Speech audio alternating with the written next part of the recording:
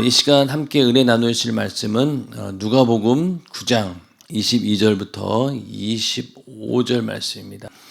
가라사대 인자가 많은 고난을 받고 장로들과 대제사장들과 서기관들에게 버림받아 죽임을 당하고 제3일에 살아나야 하리라 하시고, 또 무리에게 이르시되 아무든지 나를 따라오려거든 자기를 부인하고 제 십자가를 지고 나를 쫓을 것이니라. 누구든지 제 목숨을 구원코자 하면 잃을 것이요 누구든지 나를 위하여 제 목숨을 잃으면 구원하리라.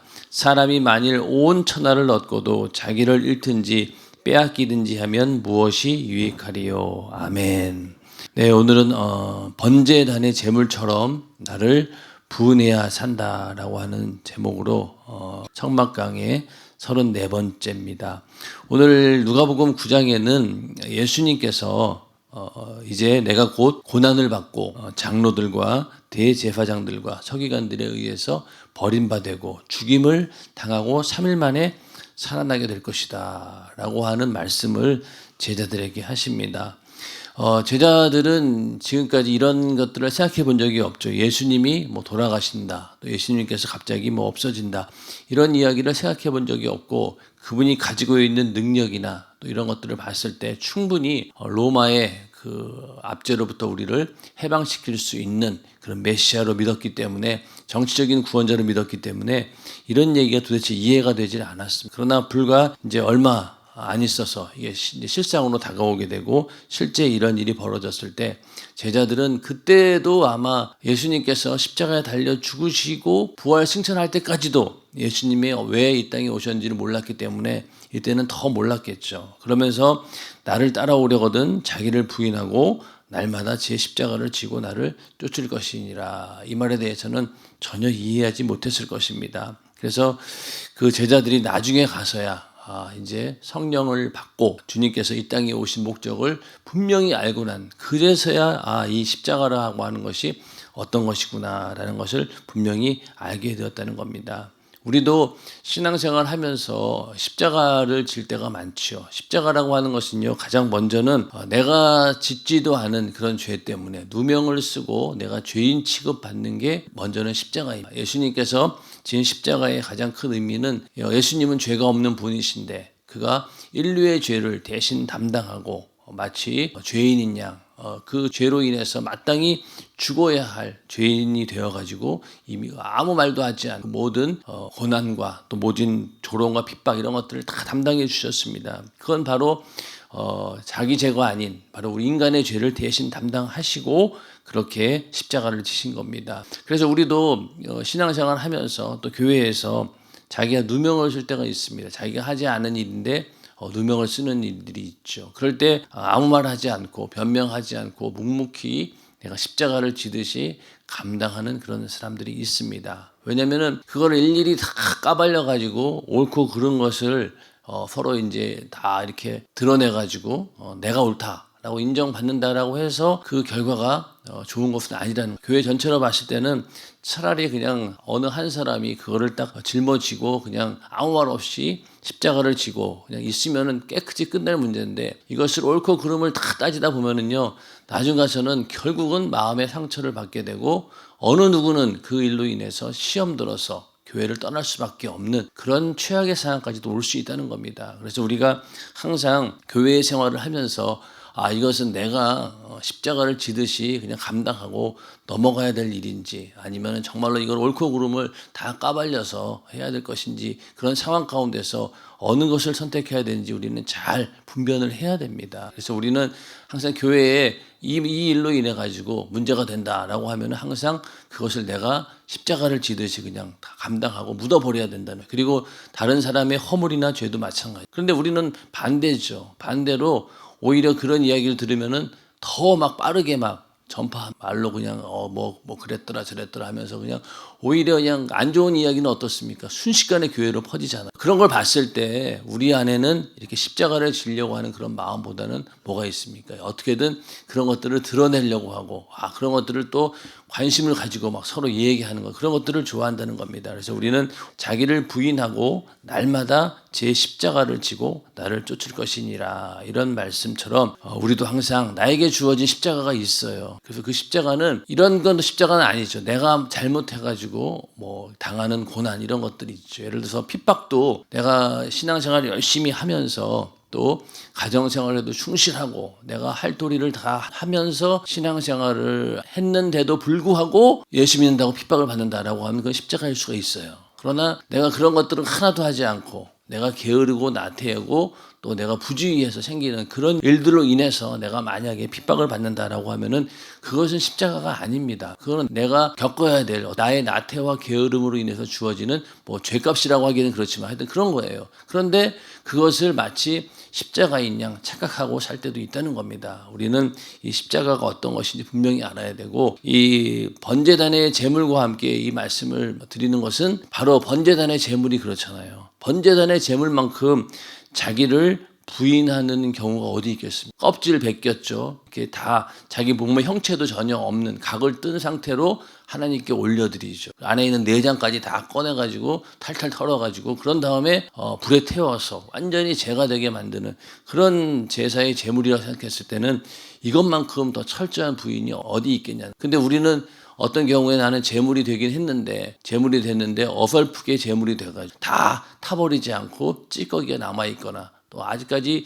내가 완전히 없어지지 않는 부분들이 있어서 그런 것들로 인해서 하나님과의 관계가 막히고 또 교회에서 문제가 생긴다라고 하면 우리는 진정한 제물이 된 건 아니라는 겁니다. 그래서 오늘 번제단의 제물처럼 나를 완전히 부인해야 된다. 그래야지만이 우리가 내가 내 몫에 대한 십자가를 지고 갈 수 있다라고 말할 수 있는 것입니다.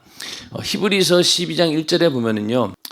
이러므로 우리에게 구름같이 둘러싼 허다한 증인들이 있으니 모든 무거운 것과 얽매이기 쉬운 죄를 벗어버리고 인내로써 우리 앞에 당한 경주를 경주하며, 이런 말씀이 있습니다. 달리기 경주할 때 제일 먼저 해야 될 것은요, 무거운 것들을 다 내려놓아야 돼요. 어떻게든 몸을 가볍게 하고 달려야 됩니다. 그러다 보니까 뭐 운동화도 가벼워야 되고 또 옷도 정말로 가벼운 그런 특수한 소재로 만든 옷을 입고 달리기를 합니다. 그래야지만이 어떻게든 뭐 0.001초라도 더 빨리 달릴 수 있으니까. 그러니까 하여튼 모든 걸 다 내려놔야 돼. 그래야지 빨리 달릴 수 있습니다. 그런 것처럼 우리가 신앙생활이라고 하는 그런 믿음의 경주를 할 때도 제일 먼저 버려야 될 게 뭘까요? 바로 무거운 것, 얽매이기 쉬운 죄. 죄는 일단은 무조건 다 벗어 던져야 돼. 그래야지만이 이 믿음의 경주를 할 때 내 발목을 잡지 않고 속력을 내서 빨리 달려갈 수 있는 것이죠. 그래서 일단은 죄의 짐은 싹 다 내려놓아야 됩니다. 이거 가지고 있다가는 믿음의 경주는커녕 오히려 그 죄값으로 인해서 영원한 지옥으로 다시 돌아갈 수 있기 때문에 우리는 일단은 죄는 항상 예수의 피의 공로 의지해서 깨끗이 씻어버리고 다 털어내버리고 벗어버려야 된다는 거예요. 그런데 우리가 믿음의 경주를 할 때 뭐 죄의 짐은 싹 다 벗어버린다라고 하지만은요, 또 어떤 짐이 있습니다. 바로 이 십자가라고 하는 짐이 있어요. 인내로서 우리 앞에 당한 경주를 경주하는데 그 인내를 하기 위해서는 인내가 필요하다는 건 뭐예요? 앞에 장애물들이 있다는 거. 또 한편으로는 나에게 주어진 무거운 짐이 있다는 거. 그래서 우리가 만약에 십자가를 지고 만약에 달리기 경주를 한다 생각해 보세요. 얼마나 불리한 경기가 되겠습니까? 다른 사람은 아무것도 없이 그냥 달려가는데 우리는 거기다가 만약에 무거운 십자가를 지고 100m를 뛰라고 하면은 과연 이게 얼마나 불리한 경기고 얼마나 힘든 일이겠어요. 그러나 분명히 말씀하고 있는 것은 우리가 죄의 짐은 다 벗어버리지만은 그러한 사역의 짐, 내가 주를 위해 충성하면서 당하는 모든 핍박과 어려움과 고난, 그 고난의 짐은 우리가 인내로서 감당하고 그걸 짊어지고 뛰어야 된다. 자, 군인들이 완전 군장하고 막 뜁니다. 완전 군장하면은 그 무게가 엄청나요. 그런데 그 무게를 짊어지고 항상 뛰는 연습을 하는 거예요. 훈련을 받는 거예요. 그럼 어떨까요? 처음에는 그 초년병 때는 어떻겠어요? 그 완전 군장이 얼마나 무겁겠냐고. 그렇죠? 그러니까 처음에는 굉장히 무거운 짐으로 느꼈는데 매일 그거를 짊어지고 막 뛰어보세요. 그럼 어떻게 됩니까? 이게 나중 가서는 이게 무겁지가 않은 거예요. 오히려 그걸 벗어버리니까 허전하고 이거 왜 뭐가 없는 것 같은데 그렇게 되는 것처럼 우리도 믿음의 경주를 할 때 내 몫에 대한 십자가를 지고 가는 것이 처음에는 감당하기 어려워 힘들고 나에게 왜 이런 일이 있어야 됩니까? 라면서 불만도 나올 때도 있지만 그러나 그 십자가를 짊어지고 막 끊임없이 믿음의 경주를 하다 보면은 하나님께서 힘을 주시고 또 그 일을 나에게만 맡겨준 일이 아니라 주님께서 나에게 맡겨진 일이기 때문에 주님도 책임을 지시고 그 짐이 무겁지 않도록 만들어 주신다는 겁니다. 그렇기 때문에 우리가 제 십자가를 지고 주님을 쫓을 수 있는 겁니다. 그렇지 않고는 못 쫓는 거죠. 그래서 우리는 이 믿음의 경주를 할 때 앞에 장애물이 생기고 또 내가 지고 가는 이런 충성의 짐, 사역의 짐이 무겁긴 하지만은 그러나 그걸 인정하고 거기에서 어떻게든 더 속도를 내려고 노력하는 것. 그게 바로 우리의 신앙생활입니다. 그러기 위해서는 철저하게 나를 더 부인해야 되는 것이죠. 내 안에 있는 정말로 죄, 그 속에 있는 것들, 겉에 있는 것들, 그런 것들도 싹 내려놓아야 되지만은 오히려 거기다가 더해서 주님과 함께 어떠한 고난이 와도 나는 이 길을 가겠습니다. 라고 하는 그런 또 사명감까지도 같이 짊어지고 가야 되기 때문에 우리의 이 믿음의 경주가 어려운 것이. 그러나 그 모든 믿음의 경주를 다 한 다음에 왜 우리가 마라톤 경기 보면은 처음에는 이제 여러 사람이 같이 시작을 하지만은 시간 지나면 어때요? 각자 이제 막 혼자 막 남는 거예요. 앞서가는 사람들 보면 어떻습니까? 이제는 아무도 없어요. 그러니까 이제 내가 어디쯤 와 있는지 대충 알기는 하겠지만은 고독한 이렇게 막 경기를 하는 거예요. 그러다가 어디에 들어오면은 사람들의 환호를 받습니까? 이제 마지막으로 경기장 안으로 딱 들어오면 어때요? 그때부터 갑자기 사람들이 막 들어오는 사람들에게 열렬한 환호를 합니다. 그리고 맨 끝에 들어오는 꽁찌를 할지라도 막 사람들이 막 환호해 주잖아요. 그런 것처럼 우리의 이 믿음의 경주도 끝나는 날이 있다는 거예요. 그러면 그때 가서 이 구름같이 둘러싼 허다한 증인들이 바로 누굽니까? 우리보다 먼저 이 경주를 마치고 천국에 올라가 있는 그런 허다한 증인들, 많은 믿음의 선진들이 우리를 보고 막 격려한다는. 그리고 딱 막 모든 경주를 마치고 천국에 딱 가는 순간 바로 그런 환호와 기쁨과 또 우리를 격려해주는 그런 것들이 쏟아진다는 겁니다. 우리는 그때까지 참고 인내하면서 나를 부인하고 내 몫에 대한 십자가를 지고 주님만 쫓아가는 그런 삶이 되어야 될 것입니다. 오늘도 그렇게 살아가는 십자가를 지고 가는 삶 가운데 하루가 되기를 주님의 이름으로 축원합니다. 성막에 들어가서 처음 만나는 번제단은 그 이스라엘 백성들이 죄에 가로막혀 하나님 앞에 나가지 못할 때 정결한 짐승을 잡아 희생의 제물로 드려 제사 지냄으로써 용서를 받는 곳입니다. 그래서 성막에 들어가서 제사를 지낸 자의 뇌리에 가장 선명하게 남는 성막의 첫인상은 바로 자기 때문에 죽은 짐승의 흘린 피입니다.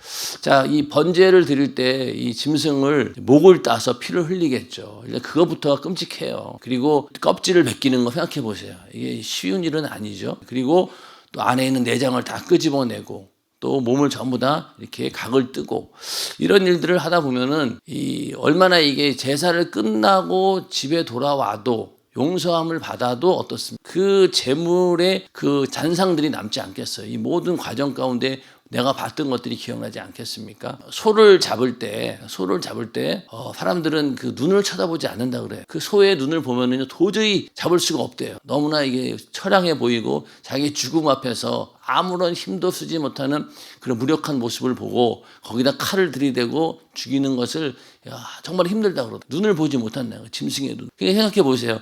막 이렇게 딱 죽이려고 하는데 그 양이 눈을 뜨고 이렇게 쳐다볼 때 말은 안 하지만은 제발 살려주세요. 이렇게 말하는 것 같고 막 그러니까 그 눈을 보지 못하는 거예요. 그런 것처럼 이렇게 번제에서 제사를 드리면서 남는 그 첫인상이라고 하는 것이 얼마나 크겠냐는 충격일 겁니다. 그래서 이 짐승이 흘린 피를 계속 머릿속에서 기억이 나고 다시는 내가 죄를 짓지 말아야 되겠구나. 내가 다시 그 성막에 가서 그런 일을 안 했으면 좋겠다라고 하는 그런 마음이 생기지 않겠습니까? 그런 것처럼 오늘날 우리도 만약에 내가 죄를 짓고 그 죄를 예수의 피의 공로 의지해서 회개했습니다. 회개했다라고 하면은 그 회개하는 과정이 과연 즐거운 일이겠냐? 아니죠. 이렇게 엄청나게 나 때문에 누가 죽었습니까? 짐승이 죽은 것도 아니고 하나님의 아들이신 예수 그리스도께서 죽으셨는데 그 죽음을 앞두고 우리가 또 다시 죄를 지으려고 고의로 죄를 지으려고 그런 마음에 들겠냐? 오히려 아이고 절대로 나는 이제는 다시는 그런 짓지 말아야지. 그런 생각이 들지 않겠습니까? 이 짐승의 흘린 피만 봐도 그런데 예수님께서 흘리신 그 피를 봤을 때는 어떻게 했냐는. 그래서 예수님께서 인간의 죄를 대신해 가지고 희생 제물로 십자가에 달려 죽으시고 우리를 죄에서 저주에서 영원한 지옥 형벌의 멸망에서 구원하셨다는 거예요. 그러니까 그 예수님께서 내 대신 죽었다라고 하는 사실을 알고 회개할 때 우리의 마음이 얼마나 무겁겠냐는. 그 누가복음에 보면은요. 베드로가 가야바 안뜰에서 예수님이 고난당하는 장면을 봅니다. 근데 다른 복음서에는 나오지 않는데 이 누가복음에만 어떻게 나오냐면은 예수님께서 베드로를 보시고 이게 앞에 있어요. 베드로를 이렇게 본 거예요. 베드로를 봤다라고 하는 것은요. 베드로도 예수님을 봤다는 거예요. 그러면은 뭘 봤겠어요? 예수님의 눈을 봤겠죠. 자, 생각해 보세요. 그 제자 입장에서 정말로 내가 믿고 따르던 그분이 이제 바야바에서 심판을 받게 되고 죽게 된 거예요. 그러면서 문득 거기서 자기가 몇 번 예수를 부인한 상태에서 예수님이 자기를 쓱 바라본 거예요. 내가 부인할 때. 그러니까 그때 그 눈을 마주쳤을 때 이 베드로의 심정은 어떻게 했냐. 아마 그 이후로 그 눈빛을 잊지 못할 겁니다. 결국 그리고 그 이후로 예수님께서는 정말로 허무하게 십자가에 달려 죽게 돼요. 그러다 보니 그 베드로 입장에서는 그 예수님과 눈이 마주쳤던 그 순간을 잊을 수 있겠냐? 못 잊죠. 그러니까 끊임없이 고통스러워했던 거예요. 그래서 예수님께서 부활하신 다음에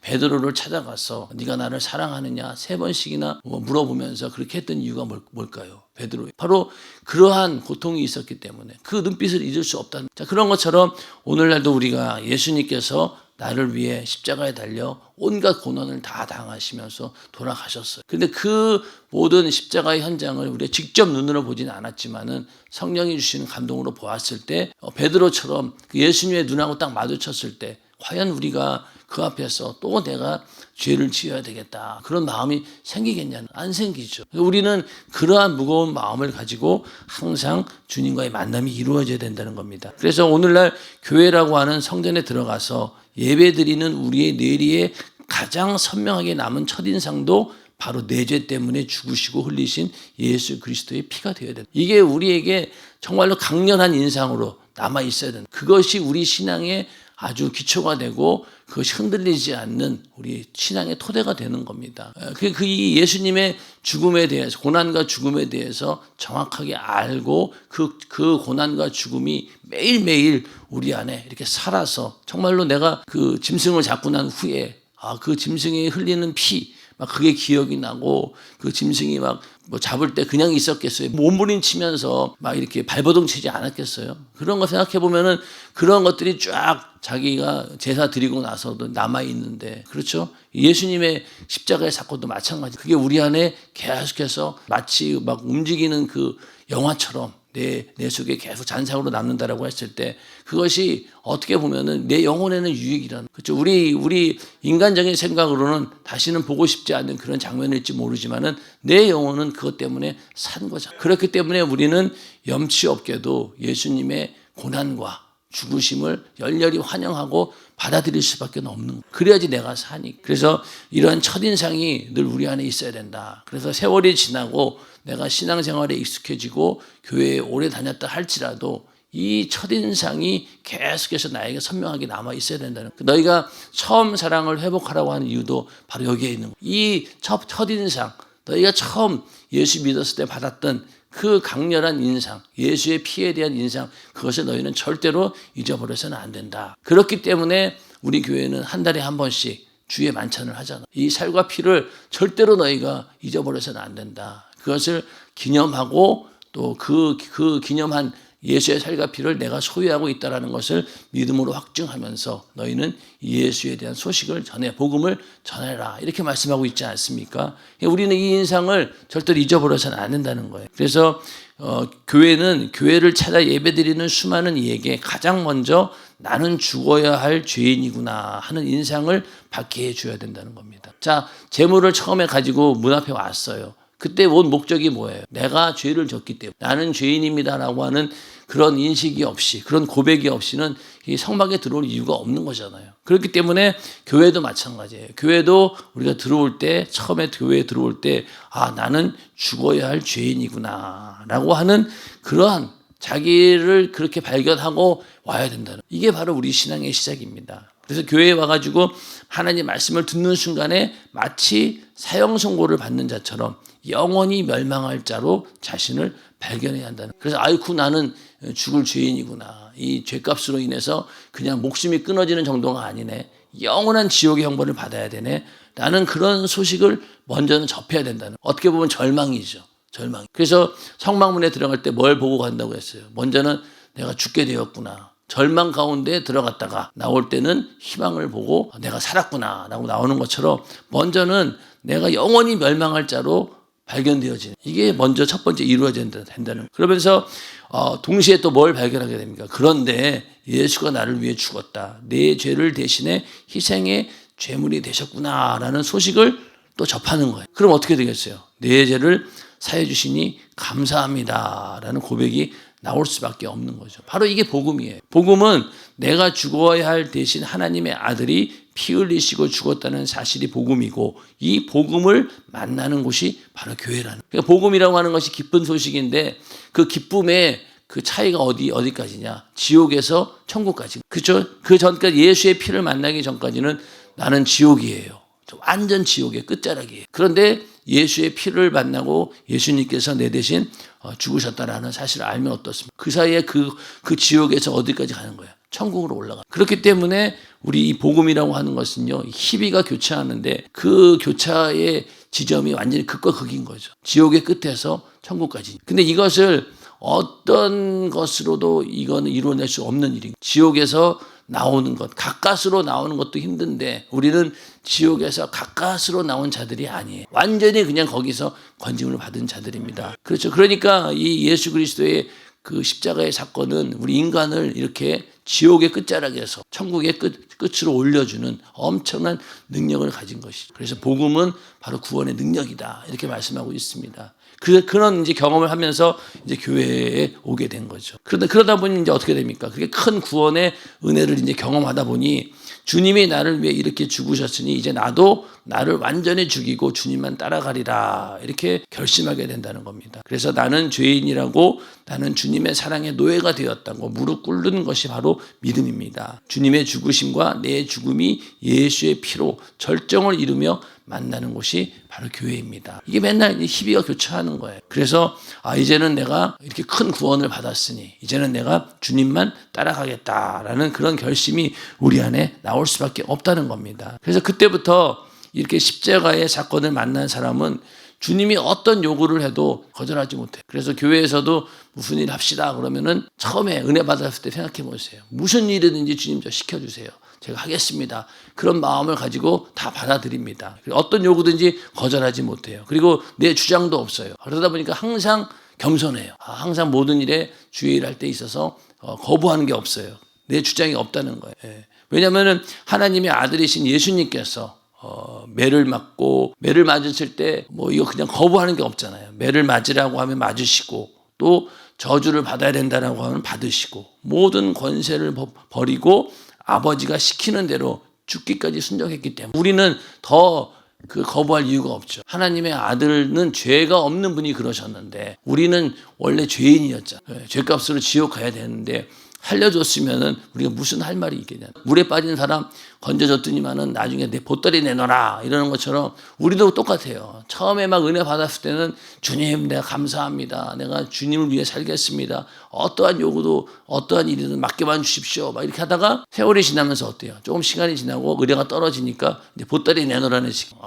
하나님 살아계시면 이럴 수 있습니까? 제가 이렇게 열심히 충성하고 교회 다녔는데 뭔가 있어야 되는 거 아니에요? 이러면서 이제는 슬슬 내 주장을 하게 되고 나의 요구를 주님께 자꾸만 내놓게 된다는 거예요. 이거는 정말로 진정한 하나님 원하시는 그런 삶은 아니라는 겁니다. 그래서 오늘 말씀처럼 아무든지 나를 따라오려거든 자기를 부인하고 날마다 제 십자가를 지고 나를 쫓을 것이니라. 이 말씀을 우리가 잘 기억하면서 이 자기를 부인하고 예수만 따르려는 자가 바로 진정한 그리스도인이라는 겁니다. 그래서 오늘도 우리는 나를 부인하고 날마다 나의 십자가, 주님이 우리에게 주신 그 고난의 십자가를 지고 주님만 쫓는 우리 모두가 되기를 주님의 이름으로 축원합니다. 근데 오늘날 많은 사람들이 자기를 부인하려 하지 않죠. 오히려 자기의 의를 드러내려고 합니다. 십자가를 지려고 하지 않고 오히려 교회에 와서 인간적인 위로만 받으려고 합니다. 그리고 육신을 그냥 편하게 다독거려 주기만을 원한다는 거죠. 아이고, 목사님 한 주 동안 성도들이 세상에 얼마나 시달렸겠습니까? 그런데 교회까지 와서 마음 불편하게 회개하라, 이게 죄다, 꼬치꼬치 따지고 그리고 넌 이 회개해야 된다라고 마음에 부담감을 주고 이래서야 되겠냐는 거예요. 무조건 수고했습니다. 여러분 힘드시죠? 여러분들 하나님께서 마음에 평안을 주실 것이고 모든 일에 형통의 부유를 주실 것입니다. 여러분들 주님이 주신 은혜 안에서 사랑을 누리세요. 이런 얘기를 듣기를 원한다는 거예요, 성도. 그렇잖아요. 자기 실컷 이제 힘들고 지쳐가지고 이제 교회 왔는데 오자마자 그래서 왜 우리 교회도 이제 은혜 받고 이제 왔는데 은혜 받으려고 왔는데 담임 목사님께서 누구 야단치는 모습을 본 거예요. 거기서 시험에 들어가지고 무슨 교회가 나는 쉬려고 왔는데 여기 완전히 마음의 부담감을 느낀 거죠. 그래가지고 교회에 대한 거부감을 가지고 안 나오는 그런 성도들도 있었어요. 근데 이거는 교회의 원래 기능을 몰라서 그런 거예요. 사실 교회는 죄를 지적해주고 그걸로 야단도 맞고 그리고 다시는 죄를 짓지 않도록 만들고 또 지은 죄에 대해서는 깨닫고 회개하는 곳이 바로 교회인데 그러한 기능은 이해하지 못하고 그냥 교회라고 하는 것이 내가 언제든지 편안할 때 가가지고 하나님이 주시는 위로를 받는 곳이다 라고 인간적인 생각만 한다라고 하면은 항상 그렇게 뭔가 문제가 발생할 수 있다는 거예요. 그러니까 자꾸만 듣기 편한 설교를 하라고 성도들이 강요합니다. 그러니까 요즘에 많은 목회자들이 성도들의 눈치를 볼 수밖에 없는 거예요. 그래서 그들이 괜히 이 말 했다가 김 집사가 시험 들면 어떡하나. 11조 얘기했다가 박 집사가 시험 들면 안 되지. 김 장로가 시험 받으면 안 되지. 이러니까 함부로 11조 내야 됩니다. 주를 위해 충성해야 돼. 물질을 드려야 됩니다. 이런 민감한 이야기들을 할 수가 없다는 거예요. 그리고 그냥 그들이 듣기 좋은 얘기만 하다 보면은 결국 어떻게 되겠어요? 그 성도들의 믿음은요, 기복신앙으로 흘러갈 수밖에 없어요. 예수 믿으면은, 잘 되는 일만 생기는구나. 좋은 일만 생기는구나. 돈 벌고 출세하는구나. 그렇게 성도들이 정말로 엉뚱한 대로 믿음을 방향을 잡는다니까. 그러니까 강단에서 조금만 어떤 심한 얘기를 하고 그런 얘기를 하면은 뭐라고 이게 괜히 나를 공격하는 거 아닌가? 나를 공격하는 거 아닌가? 이렇게 오해한다는. 그래서 이 목회자 입장에서 설교를 하고 그렇게 하는 이유는 바로 그들이 죄를 깨닫고 죄에서 나오는 것, 그걸 원하기 때문에 그렇게 말씀하는 거죠. 잘못은 고쳐야 된다는 거예요. 잘못을 고치려면 어떻게 돼요? 상처를 건드리는 아픔이 있어야 된다는 거예요. 이게 죄구나라는 것을 발견하는 게 쉬운 일은 아니잖아요. 여러분들도 내가 지은 죄에 대해서 깨닫는데 금방 깨닫습니까? 못 깨닫죠. 그러다 보면은 강단에서 목사의 설교를 통해서도 그런 경우도 있지만은 주변에 있는 같은 믿음의 성도들 안에서도 나를 지적해 주는 사람이 있어요. 또 집에도 보면은 부부간에도 서로의 잘못을 지적해 주는 경우가 있고 자녀들이 또 지적해 주는 경우도 있어요. 그럴 때 과연 우리가 그걸 어떻게 받아들이냐는, 그걸 정말로 겸허하게 나에게 하나님께서 주시는 음성으로 우리는 받아들여야 된다는, 그래야지만이 나를 고칠 수 있는 것이죠. 그래서 나를 부인하고 죄를 자복해야지만이 나를 죽이려는 이 원수 같은 사단 마귀 귀신의 손에서 나를 건질 수 있다는 거예요. 이게 그냥 내가 짓는 죄로 끝나는 게 아니잖아요. 그 죄를 짓게 하는 마귀 역사가 있고 그 마귀 역사는 그 죄를 통해서 또 다른 일들을 벌입니다. 그렇기 때문에 빨리빨리 우리는 그걸 발견해내고 고쳐내야 뜯어내야 된다는 거예요. 근데 우리는 그거를 하기 싫은 거예요. 그게 바로 자기 부인을 못하는 이유 중에 하나죠. 고통이 있더라도 내 속에 있는 죄를 끄집어내야 주님의 위로가 임합니다. 세상에 빠진 나를 건져낼 수 있다는 거예요. 이것이 참된 주님의 위로인 거죠. 그래서 내가 자복하여 나를 재물 잡듯 잡아야 그때부터 주님이 일하실 수 있습니다. 계속 이렇게 나를 잡는, 나를 잡아야 되고 각을 떠야 되고 껍질을 벗기고 이런 일들을 계속 해줘야 되는데 그게 그냥 싫다고 해서 안 한다라고 하면 나만 손해라는 거죠. 그래서 이렇게 예수님께서도 죽지 않고는 부활이 없어요. 고난이 없이는 부활도 없는 거예요. 우리의 신앙도 마찬가지죠. 고난이 없이는 절대로 부활의 영광이 없는 겁니다. 그래서 이렇게 내가 죽어야 되는데 그 내가 죽어 있는지 살아있는지조차도 모르고 신앙생활하는 사람들이 너무나 많다는 겁니다. 설교 시간에 막 어떨 때는 전부 내 얘기만 할 때가 있어요. 그러면 한편 이런 생각하죠. 야, 목사님이 혹시 내 얘기를 어디서 들었나? 누가 고자질을 했나? 이렇게 의심할 정도로 어떻게 저렇게 나에 대한 얘기를 정확하게 말씀할 수 있을까? 그러면서 회개하고 좋은 방향으로 가면은 좋은데 그게 아니라 어떻습니까? 야, 이 목사님이 은근히 나를 까네. 야, 어떻게 내 정보를 알고 저렇게 또 나를 돌려치나? 이러면서 속에서 그런 자존심을 앞세우다 보면은 어떻게 됩니까? 결국 시험 들어요. 시험 듭니다. 그런데 아까 말씀드린 것처럼 야, 이게 오늘 재물을 잡듯이 내가 잡히는구나. 여기는 말이 너무나 참, 이게 참 그렇죠. 오늘 재물을 잡듯이 내가 잡히는구나. 그렇죠? 주여 나를 받으시옵소서. 지금도 내가 살아서 안 잡히려고 하고 있으니 나의 이 못된 자존심이 무너지게 하옵소서. 이렇게 나를 잡아서 하나님께 올려드리게 하시니 감사합니다. 이렇게 고백해야 된다는 거예요. 그러니까 매일매일 말씀 듣고 그런 일이 벌어진다라고 하면 감사한 일인데 우리는 반대라는 거예요. 많은 지식인들이 모이고 교양이 있다라고 하는 사람들이 모인 교회에 가보면은 굉장히 인간적으로는 좋을 때는 항상 좋아. 너무 좋아. 좋을 때는 막 교우들과의 관계가 너무 좋습니다. 그런데 그 가운데서 자기의 자존심을 건드리고 자기의 체면이 깎이고 그러면은 인정사정 없이 완전히 돌변해버려요. 그러니까 그런 데서 목회가 어렵다는 거예요. 그래서 동탄연세중학교의 성도는 그렇지 않으리라고 저는 생각합니다. 왜냐하면 말씀을 들었기 때문에 이런 말씀을 듣고 나를 부인하는 과정들이 있기 때문에 그런 것들이 제일 무서운 거예요. 지금 이 시대. 그러니 오늘날 이 근처에 있는 사람들이 예수 안 믿는 이유가 뭐 어디 있겠어요? 그런 이유 아니겠어요? 내가 왜 뭐 무슨 아쉬운 게 있어가지고 교회 와가지고 욕을 먹고 내가 죄인이란 취급받고 야단맞고 그게 가당키는 하겠어요? 가당키는 하겠어요? 안 하려고 하죠. 안 하려고 합니다. 그러다 보니까 교회 다니는 사람들도 일상생활 가운데 겉으로 봐서는 전혀 문제가 없어요. 그런데 조금만 자존심 딱 걸리고 자존심 건드리면은요, 거기에서 자존심을 건드렸다는 게 인간적인 건드린 게 아니에요. 하나님 말씀을 통해서 그런 것들을 내가 자존심이 딱 이제 드러난 거죠. 내 안에 있는 불의가. 그러면은 거기에 대해서 못 견디고 어떻게든 자기 자존심을 내세우다가 결국은 교회를 떠나가는 그런 일들이 생긴다는 거예요. 그래서 오늘 말씀처럼 우리는 이렇게 하나님 말씀을 들을 때마다 죽게 된 내 모습을 발견하는 것이 감사하다는 거예요. 그래서 이 번제단의 제물을 보면서 우리는 완전히 이 십자가에 내가 나의 모든 옛것들은 다 못 박아 버리고 완전히 나를 부인하고 이제는 내 안에서 오직 주님만 드러나게 해야 된다라는 그런 믿음을 가지고 이제는 내가 산 것이 아니라 오직 내 안에 그리스도께서 사신 것이다 라는 그런 믿음의 고백을 하면서 우리 안에 있는 모든 하나님 말씀을 부인하고 또 복음을 받아들이려고 하지 않는 그런 내 안에 있는 것들을 싹 다 부인하고 오직 번제단의 제물처럼 나를 하나님께 완전히 싹 다 올려드리는 그런 우리 모두가 되기를 주님의 이름으로 축원합니다. 이 시간 기도하겠습니다.